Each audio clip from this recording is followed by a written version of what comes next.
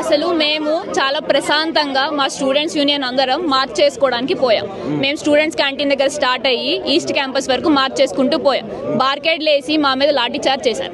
అమ్మాయిలని కూడా చూడకుండా అమ్మాయిల మీద కూడా లాఠీ చార్జ్ చేశారండి.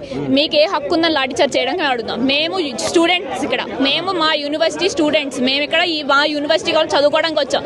మాకు మా భూములు కావాలని అడుగుతున్నాం. దాని మీద కూడా మేమేదో దొంగల్లాగా ఏదో క్రైమ్స్ చేసినట్టు మా మీద లాఠీ చార్జ్ చేసేంత హక్కు మీకు ఎవరిచ్చారని ఈరోజు అడుగుతున్నాం. మా భూములు మాకు వెనక్కి కావాలి. ఆయన ఏం మాట్లాడుతున్నారో మాకు అర్థం అవ్వట్లేదు సార్. ఫస్ట్ ఆఫ్ ఆల్ ఇక్కడ జింకలు లేవంటున్నారు, నెమలు లేవంటున్నారు. మేము రోజు చూసేది ఏంటో మాకైతే తెలియట్లేదు. మేమైతే వాటిని జింకలు నెమలని అనుకుంటున్నాం. ఆయనకి ఏమైనా డౌట్ ఉంటే ఆయన మీడియా పోలీసులు అందరూ కలిపి రండి, చూడండి మొత్తం ఎక్కడ జింకలు కనబడతాయి మీకే తెలుస్తుంది. చెరువులు లేవంటున్నారు, మష్రూమ్స్ లాగా లేవంటున్నారు. ఏంటండి ఏం డెవలప్మెంట్ మీరు చేద్దాం అనుకుంటున్నారు నాకు అర్థం కావట్లేదు. 400 ఎకరాల ఫారెస్ట్ ని మొత్తం తీసేసి మీరు ఏం డెవలప్ చేద్దాం అనుకుంటున్నారు? ఇంత పొల్యూషన్ ఉండగా ఈ 400 మన లంగ్స్ ఇక్కడ ఉంది మొత్తం సిటీ అంతటికి.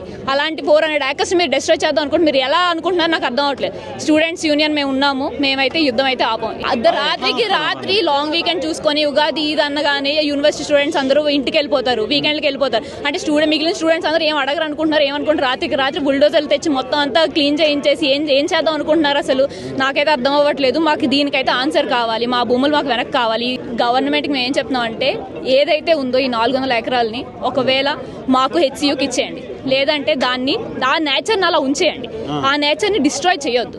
ఏదైనా వైల్డ్ శాంక్చురీ గానో లేకపోతే ఏదైనా నేషనల్ పార్క్ గానో దాన్ని ఉంచండి. హెచ్సియుకి ఏదైతే ఉందో మాకు కంప్లీట్ బౌండరీ కావాలి. ఇలాంటి ఎంక్రోచ్మెంట్స్ చాలా జరుగుతున్నాయి, ఇప్పటికే చాలా ఎంక్రోచ్మెంట్స్ ఉన్నాయి దీంట్లో. సో మాకు ఒక కంప్లీట్ బౌండరీ ఇప్పుడు ఏదైతే ఉందో మాకు చాలా ఎమర్జెన్సీగా ఉంది. అక్కడ లాఠీ చార్జ్ చేస్తున్నారు, ఆడపిల్లని కూడా చూడట్లేదు, నచ్చినట్టు ప్రవర్తిస్తున్నారు పోలీసులు. మాకు లోపల మీడియా కూడా లేదు, ఎవరు లేరు అక్కడ అట్లీస్ట్ కవరేజ్ చేయడానికి కూడా. మేము ఎవరికి చెప్పుకోవాలి? మేము స్టూడెంట్స్ అండి, మీకు పొలిటీషియన్ బ్యాక్గ్రౌండ్ లేదు, మాకేం లేదు, మేము చాలా నార్మల్ సాధారణ స్టూడెంట్స్. మాకు ఆన్సర్ కావాలి. మాకు ఈ ఏదైతే ఉందో ఫస్ట్ ఈ దేశాన్ని అయితే హాల్ట్ చేయాలి. ఇప్పుడు ఆ జింకలు నెమలు ఆల్రెడీ సగానికి సగం పోయాయి, ఇంకా మిగిలితే ఇంకేం ఉండదు. మన ఇండియాలోనే ప్రెస్టీజియస్ యూనివర్సిటీ మన యూనివర్సిటీ ఆఫ్ హైదరాబాద్ అనేది ఇన్ని ఎకరాల యూనివర్సిటీ ఉందని కూడా జనాలు చాలా ఆశ్చర్యపోతున్నారు. అలాంటి దీన్ని కూడా మొత్తం తీసి ఏం డెవలప్ చేద్దాం అనుకుంటున్నారు నాకు అర్థం అవ్వదు. కేవలం వాళ్ళు రాజకీయ ఇష్యూ అనుకుంటున్నారండి, చాలా పొలిటిసైజ్ చేస్తారు ఈ మ్యాటర్ ని. మాకు స్టూడెంట్స్ నేచర్ మాకు అది మాత్రమే తెలుసు. మాకు ఏ పొలిటీషియన్స్ తెలియవు, మాకు దేంట్లోనే అలాంటి. మేము హెల్ప్ అందరినీ అడుగుతాం, ఎందుకు అడగమండి? అందరినీ హెల్ప్ అడుగుతాం, ఎవరు చేస్తారు చేసిన వాళ్ళు మాకు సపోర్ట్ ఉంటారు. సో ఏదైతే ఉందో మీ మీడియా వాళ్ళు కానీ ఎవరైనా సరే మాకు నేషనల్ సపోర్ట్ కావాలి దీనికి. మాకు తెలిసినంత వరకు ఇది స్టేట్ మ్యాటర్ అని చెప్పి వాళ్ళు సైడ్ తీసుకుంటున్నారేమో, కానీ మా స్టూడెంట్స్ యూనియన్ ఆల్రెడీ వాళ్ళ దగ్గరికి వెళ్ళారు. మేము పోస్ట్ కార్డ్స్ పంపించాము, ఆల్రెడీ వాళ్ళ దగ్గరికి వెళ్ళారు, కొంతమంది రిప్రజెంటేషన్స్ ఇచ్చారు. సో వాళ్ళ డెసిషన్ కోసం వెయిట్ చేస్తున్నాం మేము.